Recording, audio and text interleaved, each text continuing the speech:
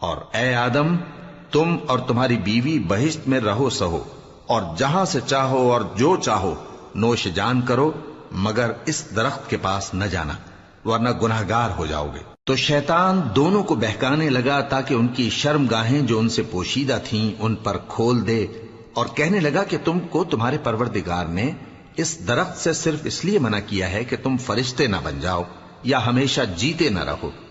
اور ان سے قسم کھا کر کہا کہ میں تو تمہارا خیر خواہ ہوں۔ غرض مردود نے دھوکہ دے کر ان کو معصیت کی طرف کھینچ ہی لیا۔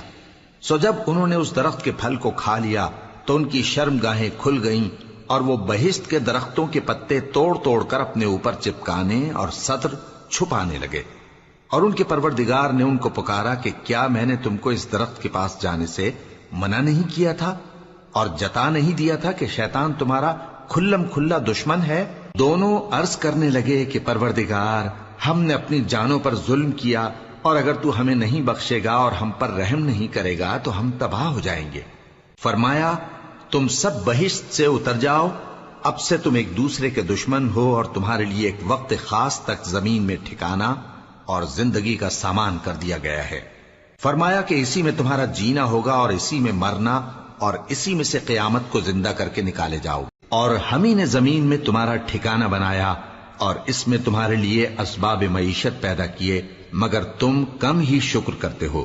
اور ہم ہی نے تم کو ابتدا میں مٹی سے پیدا کیا، پھر تمہاری شکل و صورت بنائی، پھر فرشتوں کو حکم دیا کہ آدم کے آگے سجدہ کرو، تو سب نے سجدہ کیا، لیکن ابلیس کہ وہ سجدہ کرنے والوں میں شامل نہ ہوا۔ اللہ نے فرمایا جب میں نے تجھ کو بھی حکم دیا تھا تو کس چیز نے تجھے سجدہ کرنے سے باز رکھا؟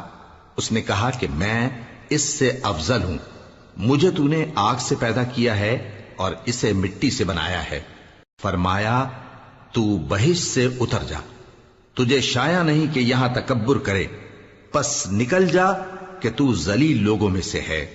اس نے کہا کہ مجھے اس دن تک مہلت عطا فرما جس دن لوگ قبروں سے اٹھائے جائیں گے۔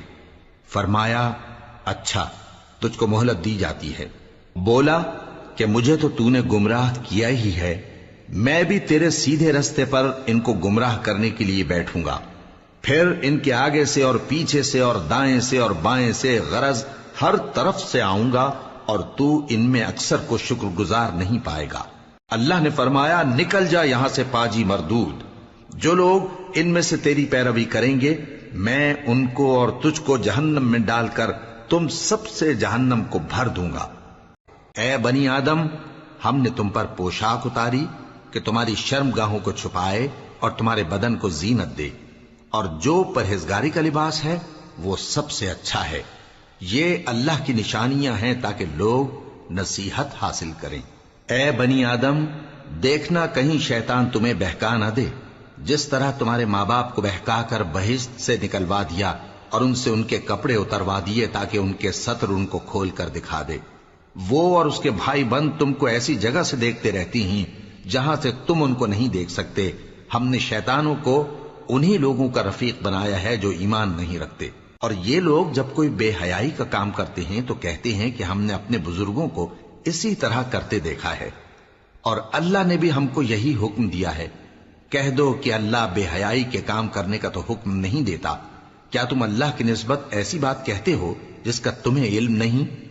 کہہ دو کہ میرے پروردگار نے تو انصاف کرنے کا حکم دیا ہے، اور یہ کہ ہر نماز کے وقت سیدھا قبلے کی طرف رخ کیا کرو اور صرف اسی کی عبادت کرو اور اسی کو پکارو۔ اس نے جس طرح تم کو ابتدا میں پیدا کیا تھا اسی طرح تم پھر پیدا ہوگے۔ ایک فریق کو تو اس نے ہدایت دی اور ایک فریق پر گمراہی ثابت ہو چکی۔ ان لوگوں نے اللہ کو چھوڑ کر شیطانوں کو رفیق بنا لیا اور سمجھتے یہ ہیں کہ ہدایت یاب ہیں۔